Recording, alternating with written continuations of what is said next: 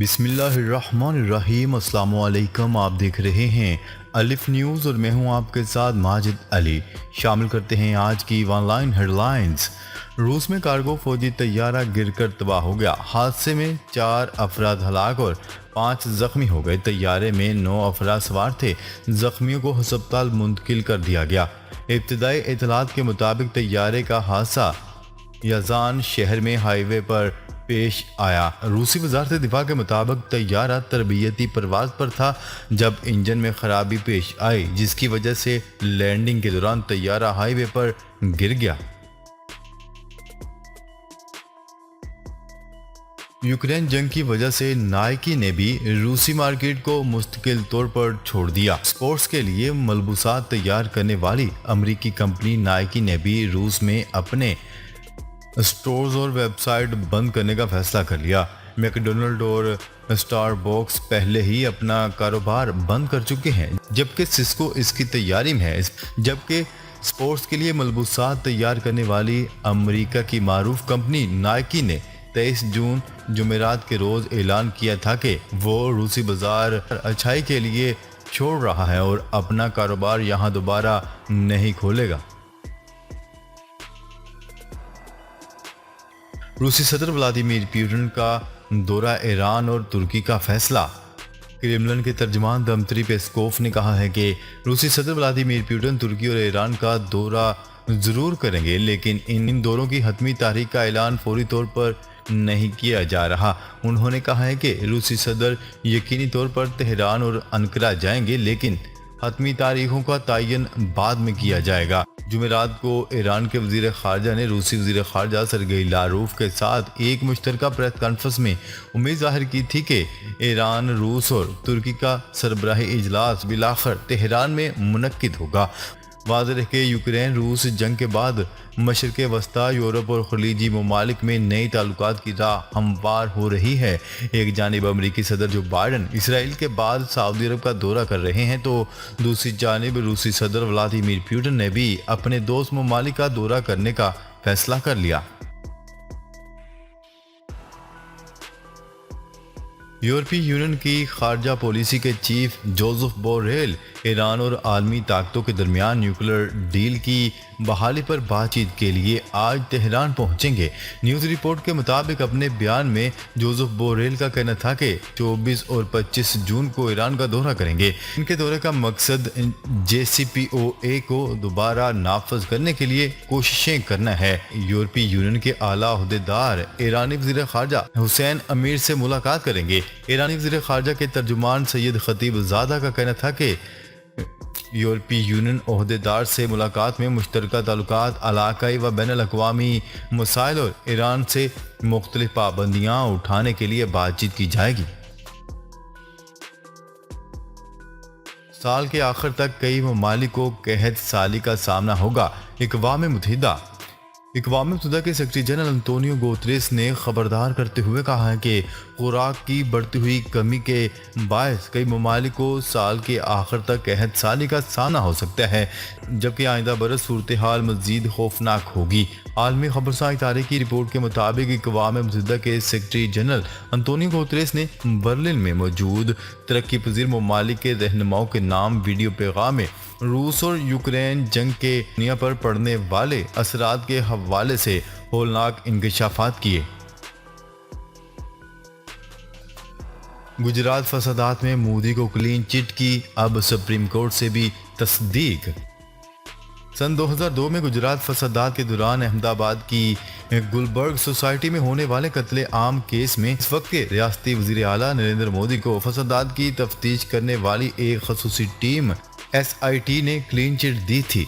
इसके खिलाफ ज़किया जाफरी ने सुप्रीम कोर्ट में एक अर्जी दायर कर रखी थी, जिनके शोहर कांग्रेस के रुकने पार्लियामेंट एहसान जाफरी गुलबर्ग सोसाइटी में फसादियों के हाथों मारे जाने वाले 68 अफराद में शामिल थे।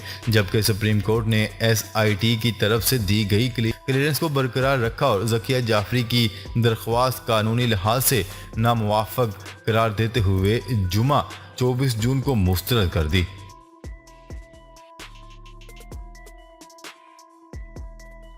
रूस पर पाबंदियों से पाकिस्तान समेत कई ममालिक मुतासर होंगे, दफ्तर खारजा का अहम बयान सामने आ गया।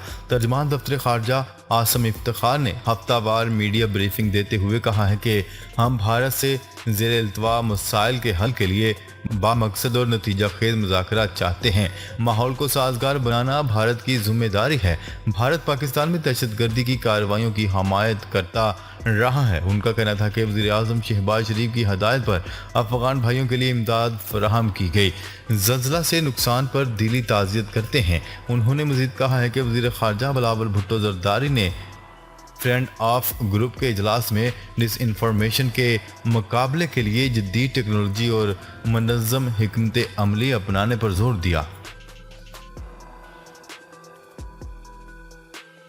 पाक बहरिया मुल्क की बहरी सरहदों का दिफा करने वाली मजबूत फोर्स है। Army chief general Qamar Javed Bajwa, chief of army staff general Qamar Javed Bajwa का कहना था कि पाक बहरिया मुल्क की बहरी सरहदों का दिफा करने वाली मजबूत फोर्स है और हमेशा कौम की तवक्कात पर पूरा उतरा है।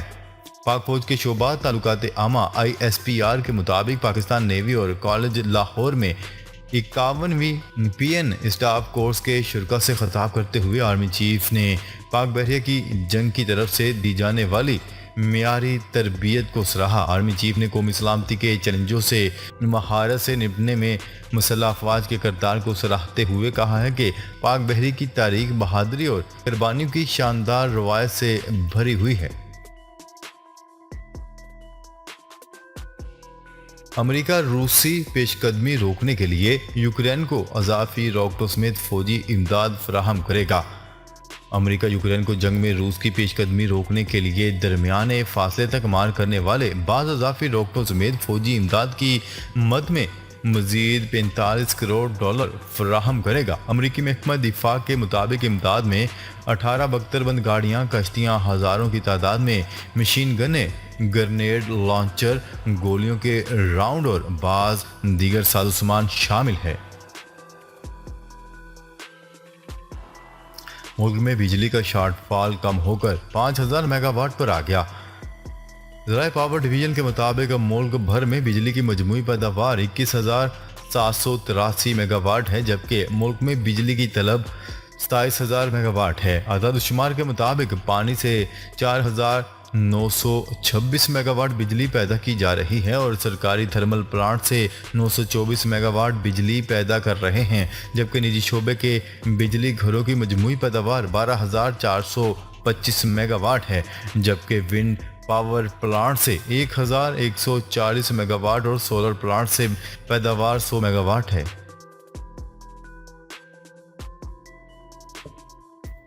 डॉलर की कदर में एक बार फिर इजाफा। फॉरेक्स डीलर की रिपोर्ट के मुताबिक इंटरबैंक में डॉलर की कीमत में ₹1.27 इजाफा हुआ, जिसके बाद इंटरबैंक में डॉलर ₹208.50 का हो गया। गुज़िश्ता रोज़ चीन से कर्जा मिलने की खबर के बाद डॉलर की कदर में कमी वाक़या हुई थी। इंटरबैंक में डॉलर ₹4.93 सस्ता होने के बाद ₹207 का हो गया।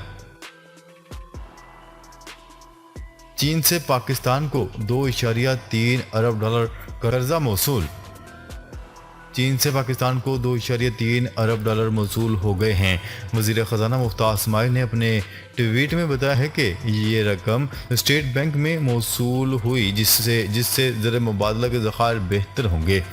दूसरी जानिब गुज़िश्ता रोज़ ₹5 कमी होने के बाद आज इंटरबैंक में डॉलर की कदर में एक बार फिर इजाफा हो गया है। गैंगस्टर लॉरेंस बिश्नोई ने सिद्धू मूसेवाला के कत्ल की मंसूबाबंदी करने का इतराफ़ कर लिया। पुलिस के मुताबिक लॉरेंस बिश्नोई ने इतराफ़ किया है कि वो पंजाबी सिंगर सिद्धू मूसेवाला को कत्ल करने के पीछे वही मास्टरमाइंड थे और ये मंसूबाबंदी गुज़िश्ता अगस्त से जारी थी। पुलिस का ये भी कहना था कि सिद्धू मूसेवाला पर इससे पहले भी हमला किया गया, जिनमें से एक हमला जनवरी में हुआ लेकिन कोई नुकसान नहीं पहुंच सका। उन्होंने ये भी कहा है कि कत्ल में इस्तेमाल होने वाली गाड़ी से फतेहाबाद के पेट्रोल पंप की एक रसीद मिली, जिसकी वजह से पंजाब पुलिस को असल कातिलों तक पहुंचने में मदद मिली। वज़ीर आज़म का मुल्क की बड़ी सनतों पर सुपर टैक्स लगाने का ऐलान। वज़ीर-ए-आज़म शहबाज शरीफ का कहना है कि आवाम को मुश्किलात से निजात लाने के लिए अहम फैसले किए। वज़ीर-ए-आज़म शहबाज शरीफ ने मुल्क की बड़ी सनतों पर 10% सुपर टैक्स लगाने का ऐलान कर दिया। वज़ीर-ए-आज़म शहबाज शरीफ ने माशी टीम के इजलास की सदारत के बाद गुफ्तगू करते हुए कहा है कि गुज़िश्ता हुकूमत में बदतरीन करप्शन हुई और हमने आवाम को मुश्किलात से निजात लाने के लिए अहम फैसले किए और हमारी कोशिश है अवाम को ज़्यादा से ज़्यादा रिलीफ फराहम करें। उनका कहना था कि गुज़िश्ता हुकूमत की निजकारी और करप्शन की वजह से मैशत दिवालिया होने जा रही थी, लेकिन मुल्क अब इन मुश्किलात से निकल आएगा। हमने बजट से मुतल्लिक अहम फैसले किए और ये तारीख का पहला बजट है जो गरीब को मुश्किलात से निकालने के लिए है। नाजरीन, अब तक के लिए इतना ही। मज़ीद खबरें लेकर बहुत जल्द आपकी खिदमत में हाजिर होंगे। तब तक के लिए अपना ख्याल रखिएगा। अल्लाह निगहबान।